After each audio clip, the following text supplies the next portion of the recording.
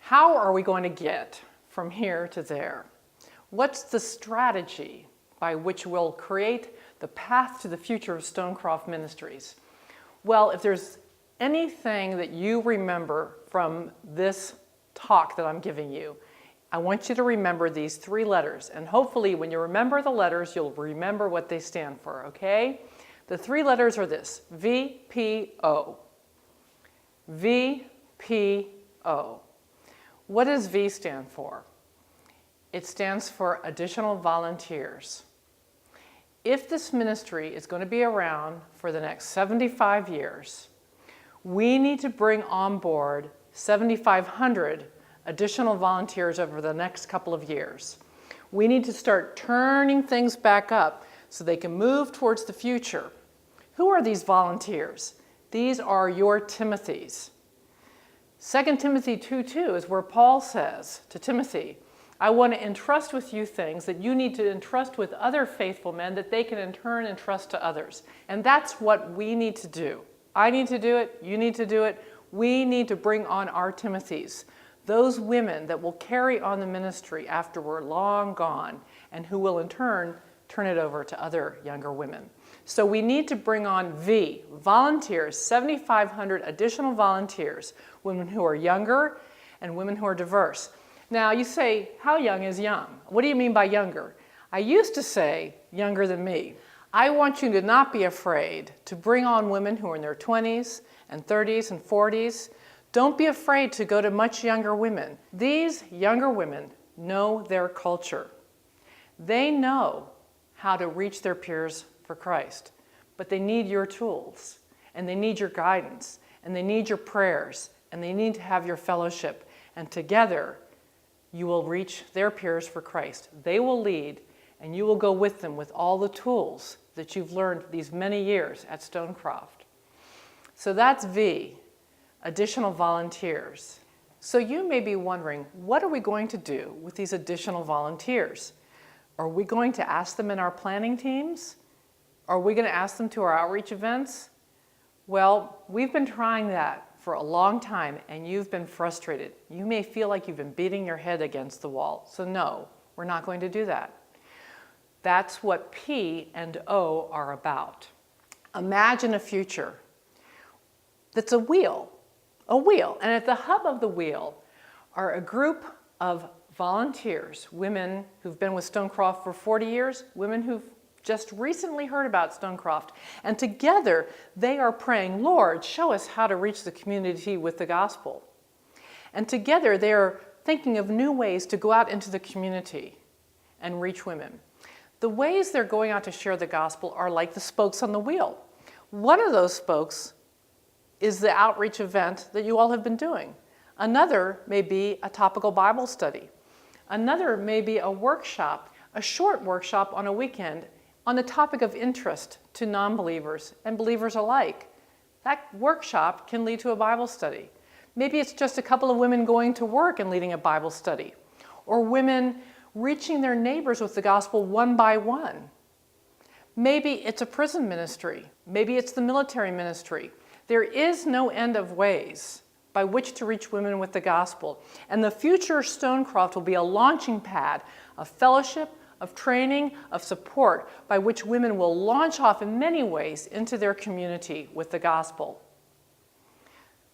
So that's what we need to do. We need to recruit women who will be part of the future of Stonecroft. So where are we going to recruit them? We're going to recruit them into P for praise. We're going to recruit them into groups that pray for the community, just like Mrs. Baugh's 24 prayer groups prayed. I was in the mountains of Tennessee with some of our great volunteers, and we were talking, how are we going to get from where we are to this future vision? And the Lord said, prayer. Mrs. Baugh prayed for an effective avenue of outreach, and we're going to do the same thing. We're going to say, Lord, how do we reach women in our community with the gospel? We're not reaching everybody with the way we've been doing business. We've got to do something new. We're going to pray about it, but we're not going to pray alone. You're going to invite these additional volunteers, these younger Christian women, these diverse Christian women in the community to pray with you. So imagine a prayer group. Half of the women have been with Stonecroft for years. Half have never heard of Stonecroft, but they love the gospel, they love the Lord. And because they're Christians, the Holy Spirit has told them deep inside that they need to share the gospel. They need to follow the Great Commission. Whether it seems like it or not, every Christian has the Holy Spirit that tells them that. And some of them have the gift of evangelism. And together you pray, Lord, give us many effective avenues for reaching women with the gospel in our communities. And we're going to call those groups Stonecroft Prays, P-R-A-Y-S. But for you, it may not be Stonecroft Prays. Here in Kansas, it could be Kansas City Prays. Where I grew up, it could be Annapolis Prays. Where I last lived, it could be Knoxville Prays, or Orlando Prays, or Cheyenne Prays, or Denver Prays, or your town Prays. Because you are going to start these prayer groups, and you are going to invite women from the community. What could be easier? Younger, diverse Christian women who may not know about Stonecroft but love the Lord, and you together praying, oh, Jesus, show us. How can we now reach women in the community with the gospel as they are, wherever they are? Because he knows, and I think he's going to answer. You know why? We often pray for those who are sick. I so appreciate you praying for my husband, Rick. But God may decide to take him home. You know, that may be better for Rick, but not so good for us who he leaves behind. But Jesus knows what's best. But if we go to God and we say, show us how to share the gospel with women in our community, will he say no? I don't think so. I think he will answer with a resounding yes. And he will lead us to new, effective avenues of outreach that reach the younger and more diverse women in our communities. So we've got additional volunteers, 7,500 additional volunteers. And did I tell you this? Into 750 Stonecroft Praise groups. 750 groups here and around the world. God can do this. We can do this with his power and his strength and his wisdom. So we're going to invite these women to pray with us. And from that, by the way, as time goes on, you will come up with ideas for outreach and you'll start reaching your community. That's what's going to happen. The last letter is O, and that's for outreach, for new outreaches. As you pray, God's going to give you ideas. You will send them to us and we'll disseminate them. We'll share those ideas around so that you have new ideas of ways to go to the community. But some of these ideas may be a little complicated, so we're going to create blueprints for you. In fact, we already have some effective ministries that we're creating blueprints for. For example, we have a military kit for those who want to go in and have outreaches into military communities or start Bible studies. We're going to have 4-week topical Bible studies on topics of interest to non-believers that you can take and start Bible studies. And if you don't want to just start a Bible study, we will have community workshops. Our speakers can be involved in those, and those will be launching pads for the Bible studies. That's about how far we've gotten, but God knows the next steps. And you keep on the lookout. We'll be sending those your way, but there's one caveat. You can't have these new outreaches unless you do one thing. You'll have to invite your Timothys, those younger women, with you to go do those outreaches. So if you want the military kit, half of you, half new women, together you go into the military base and you start this outreach. And then you hand it over to them, and then they hand it over to their Timothys. And that's how this ministry is going to continue for 75 years.